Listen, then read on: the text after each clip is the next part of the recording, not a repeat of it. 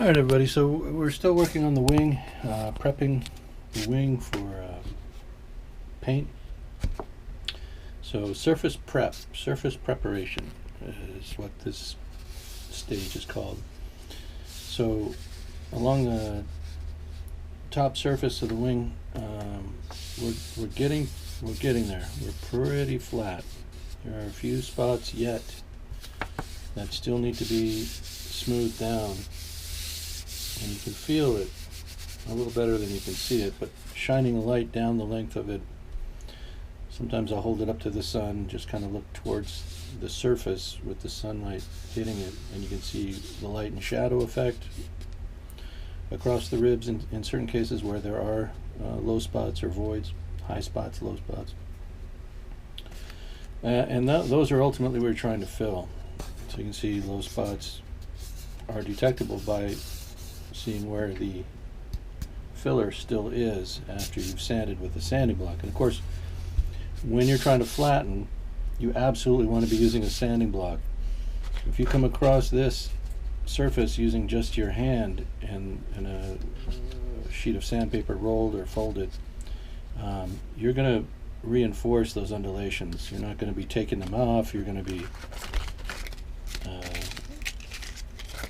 reinforcing them. You're going to be, you're not going to be leveling the surface. You're going to be enhancing the unevenness, or at least doing nothing to flatten. So you always want to use a block in this process. And again, this is what I use for just about everything. Pretty elementary. Anyway, so we're in that process on the upper wing surface. This is now the fourth application of filler, and again, this was applied more or less dry out of the bucket without any water added. All the subsequent applications to the top wing surface will be wet. I'll be wetting the spackle first. The underwing surface has had 2 applications dry. It needs 1 more application dry. And here you can really, I don't know if that camera's picking that up or not, but where the ribs are, and you can hear it when you pass sandpaper across it. You can almost hear the train tracking sound of it. Let's see if I can make that more clear. I don't know how good the audio is or if it'll pick it up, but there's a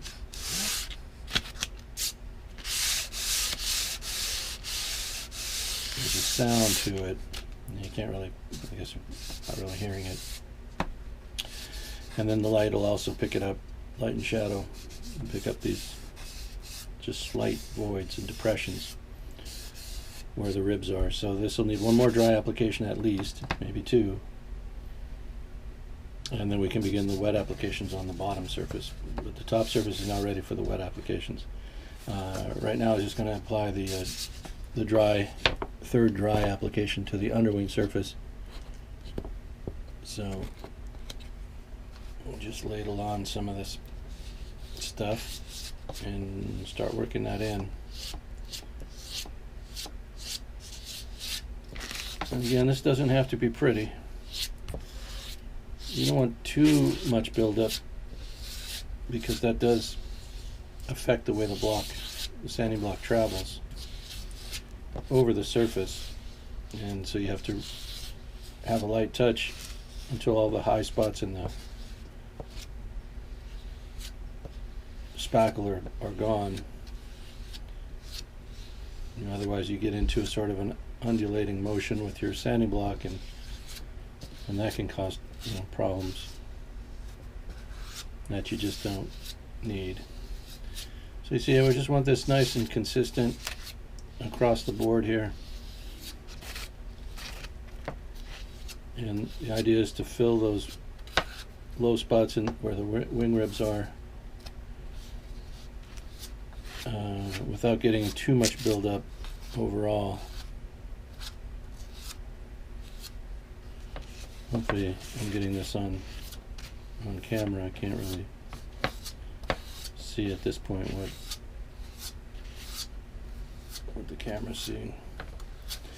So I want to stay out of this area here, the slot for the landing gear module. Just kind of stay off of that as much as I can. And the other thing you want to make sure you have is a clean applicator paddle. You don't want any dry spackle buildup on this. I always scrape it off with the end of my ruler before I start using it, and just to make sure that the paddle's clean and we don't get a whole lot of dry spots where there's, you know, like this kind of thing here, right? We don't want too much of that. And sometimes that's because there's a chunk of dry spackle in the pot, and that causes that. So I just want to. Alright, so look what, hold on. Okay. Alright, so that's it for this video, and thanks for watching. I'm just going to finish this up